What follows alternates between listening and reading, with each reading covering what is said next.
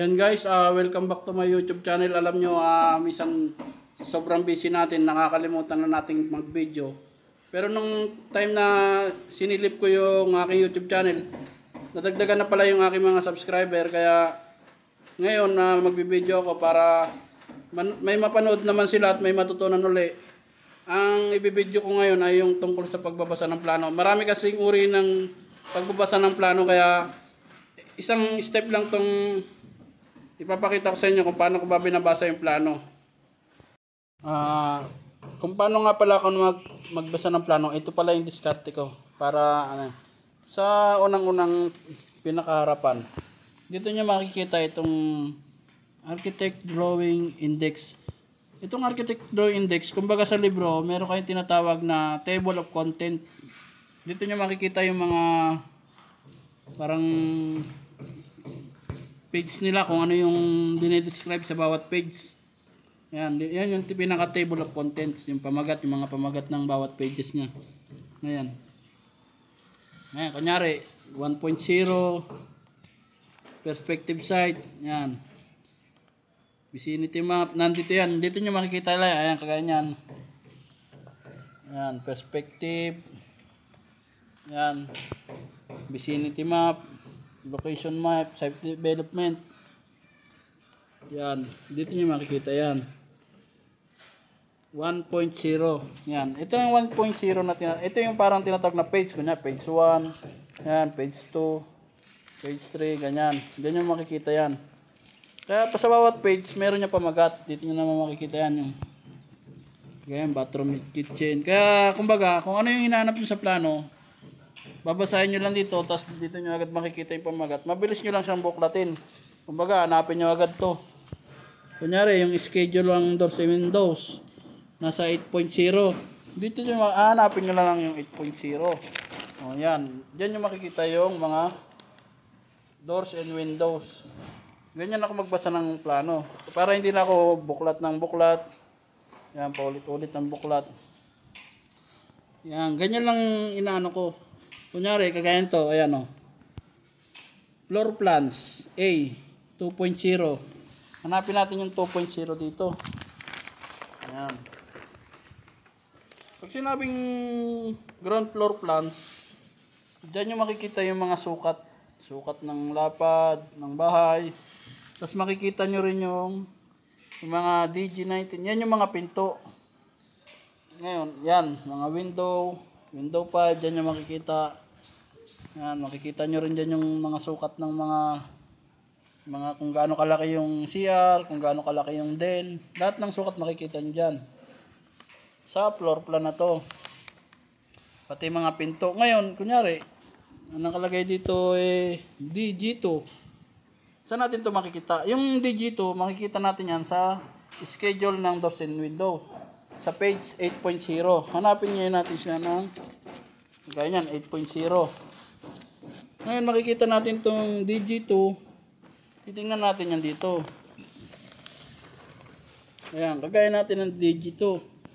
Ngayon, para na malaman ito sukat, kagaya niyan, 320, 3,200, 00. Kaya ang ibig sabihin ng 3,200, 00, o 3,200, pag i-convert mo yan sa meter, 3.2, 320 cm.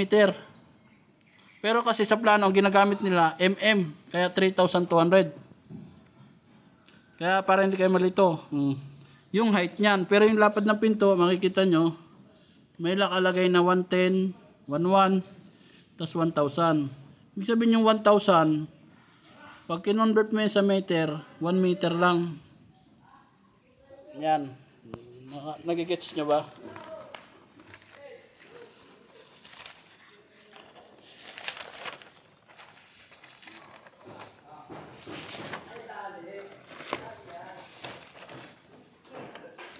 Ngayon, dito naman tayo.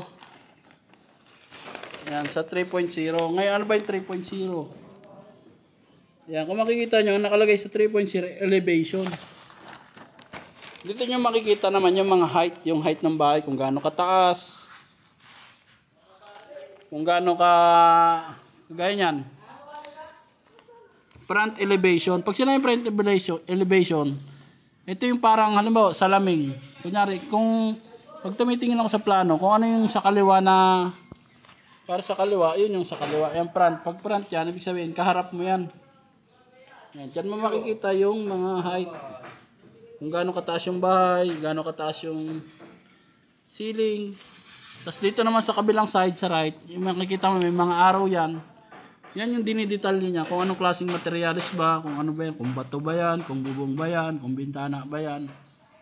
Ganyan. Ngayon, pag sinabing left elevation, yan yung parting nasa kaliwa ng bahay mo. Kasi ang bahay natin, di ba, 4 na sulok. Pag nagmula ka sa front, pag tinignan mo yung front, yan yung karap mo. Ngayon, pag sinabing left, yun yung kaliwang bahagi ng yung plano ng bahay. Yun yung left elevation. Pag sinabi naman nating rear elevation, ito yung likod ng bahay natin. Likod.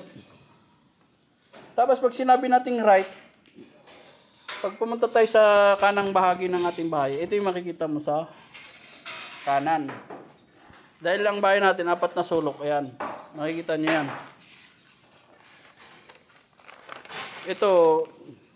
Ito naman yung mga nasa loob na ng bahay. Hindi ko na gano'n dito detalyin. Saka na natin yung ipaliwanag. Kasi yan, tinatawag na cross section. Pag nasa loob, kunyari parang yung front niya, nakita mo yung loob niya na kahit may nakaharang na pader. Kumbaga, ito na yung loob niya pag nakaharap ka sa harapan. Ito naman yung magiging loob niya. Cross section B naman yan. Oh.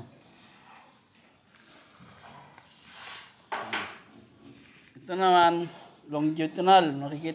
Nakita mo yung pinaka loob niya sa kabilang section. Section B ka na. Kasi yung kumbaga sa ito yung kanang bahagi. Pero nakikita mo yung loob niya. Section yan.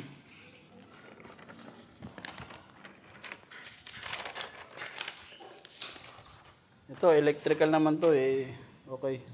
Sa ibang video na lang natin i-discuss yan. Basta lagi niya tatandaan, mga pages, yan.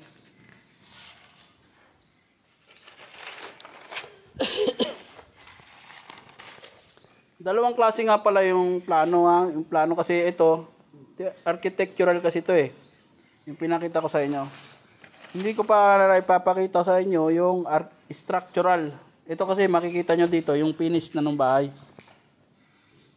Kung meron pa kayong mga ibang katanungan o na hindi nyo masyadong maintindihan at kung kaya ko naman ipaliwanag tungkol sa plano, pwede kayo mag-comment dito sa aking YouTube, magtanong lang kayo at kung kaya ko namang sagutin, ibibigay ko ang sagot para gusto nyo rin matutunan. Ako, lahat ng ituturo ko sa inyo, ay base lang din sa experience, hindi naman kasi ako talaga totoong engineer. Kahit pa paano, sa pagpuporman, meron tayong nalalaman na konti. At saka itong video ko na to ay para lang din sa nangangarap na maging foreman para sa mga bagito. Pero kung magaling ka na at marami ka rin gustong i-share na kaalaman katulad ko, halimbawa may mga mali akong naidetalye sa inyo, pwede mong i-comment para yung mali maitama natin para mas marami pang tao na tayo matulungan at matuto rin ng dahil sa ating mga video. Maraming salamat po.